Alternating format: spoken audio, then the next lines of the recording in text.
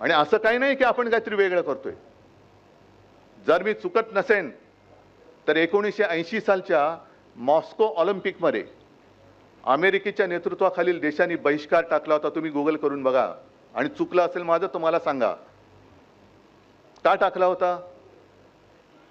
Russia अमेरिकेत घुसली होती म्हणून नाही. रशिया अफगाणिस्तानमध्ये घुसली होती म्हणून अमेरिका आणि तिच्या नेतृत्वाखाली काही देशांनी त्या ऑलिम्पिक्सवरती बहिष्कार टाकला. ऑलिम्पिकवरती संपूर्ण जग हा तर कुठला कप आहे. आणि मग त्याच्या पुढच्या ऑलिम्पिकमध्ये जे लॉस एंजेलिसला झालं त्याच्यावरती रशियाने बहिष्कार टाकला. अगदी आत्ता सुद्धा मला वाटतं 2022 साली काही देशांनी चीनमधल्या कुठलं विंटर ऑलिम्पिकवरती राजनैतिक बहिष्कार टाकला होता. दाखवा ना तुम्ही देश म्हणून काहीतरी एक ठाम आहात. एकदा सांगायचं की पाकिस्तान जो आपल्या विरुद्ध लढतोय, आम्ही पाकिस्तान जिंकलंच. रावळपिंडीवरती बॉम्ब टाकले, कराचीवरती बॉम्ब टाकले, लाहोरवरती बॉम्ब टाकले. अभिमान वाटला आम्हाला, सैन्याचा अभिमान वाटतोय आम्हाला.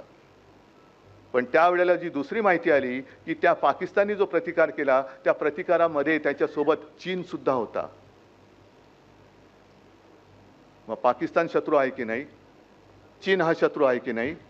कारण पाकिस्तान बरोबर तुम्ही क्रिकेट खेळायला जाताय, चीनमध्ये तर आता मोरी आणि डोल वगैरे जाऊन येत आहेत. मग नक्की आम्ही नागरिकांनी काय करायचं? पाकिस्तानचा निषेध करायचा, चीनचा निषेध करायचा? हे सगळं न शिकल्याचे परिणाम असंच मला म्हणावं लागेल. हे जर का शाळेत गेले असते, यांना चांगले तिकडे शिक्षक मिळाले असते तर पहिली देशभक्ती काय आहे हे त्यांना कळलं असतं. कारण आयुष्यामध्ये चांगला गुरु हे फार, गुरु म्हणजे आयुष्य घडवत असतो आपलं.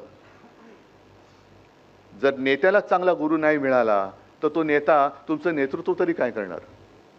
आणि म्हणून तुम्ही जे आता म्हणालात की तुमच्या हातामध्ये जे निवडणुकीचं काम आहे, पहिली गोष्ट एक काम करा की मतचोरी होणार नाही याची दक्षता घ्या. मग आता तुम्हाला ती सवय आहे, उद्धव ठाकरे हजर, सुभाष देसाई हजर, सगळे हजेरीपट घेऊन बसा. आणि कोण डबल हजर झालेत, अरे तू दोनदा कसा हजर झालास? हे आता हे जे काय सगळं चालले, कारण ना लोकांमधनं जर का प्रामाणिकपणाने निवडणूक घेतली तरी जिंकूच शकत नाही, अजिबात जिंकू शकत नाही. आणि महाराष्ट्र तर अजिबात जिंकू शकत नाही. जे जिंकले ते काय, त्यांनी मतचोरी कशी केली हे आता राहुल गांधींनी उघड केलेलं आहे. यांचं बुरखाच फाडलेलं आहे, ढोंग उघडं पाडलेलं आहे, सोंग उघडं पाडलेलं आहे. आणि अशा या सगळ्यांच्या हातातून आपला देश, जो तुम्ही आता मला पुस्तकं दिले ते उघडून मी बघणार आहे काय काय दिलेले आहे, ती सगळी जी काय विचारवंतांचे जे विचार आहेत, हे विचार हे पुढे नेण्याचं काम हे नुसतं पुस्तक नाही नेणार. त्या पुस्तकात लिहिलेले जे शब्द आहेत ते शब्द आपण कुठपर्यंत कसे पोचवतो आहोत ते पोचवणारे तुम्ही दूत आहात. आणि त्यांच्याचकडे तर हे काम आहे. शिक्षक सेना जिंदाबाद, हे आगे बढो ते आगे बढो नाही. आम्ही आगे बढून काही होणार नाहीये. आपला देश पुढे गेला पाहिजे तर त्याच्यासोबत आम्ही पुढे जाऊ. आणि ते पवित्र काम शिक्षक म्हणून तुम्ही तुमच्या कर्तव्याला जागून कराल. आणि त्या कर्तव्यामध्ये जिथे जिथे गरज असेल तिकडे शिवसेना, मी मगाशीच सांगितलं, हिमालयाच्या ताकदीने आणि सह्याद्रीच्या जिद्दीने तुमच्यासोबत उभी राहिल्याशिवाय राहणार नाही. सगळ्यांना परत एकदा शुभेच्छा देतो. धन्यवाद. जय हिंद, जय महाराष्ट्र. आता isakal.com आहे देशातील नंबर 1 ची मराठी न्यूज वेबसाईट. प्रत्येक अपडेटसाठी isakal.com ला नक्की भेट द्या.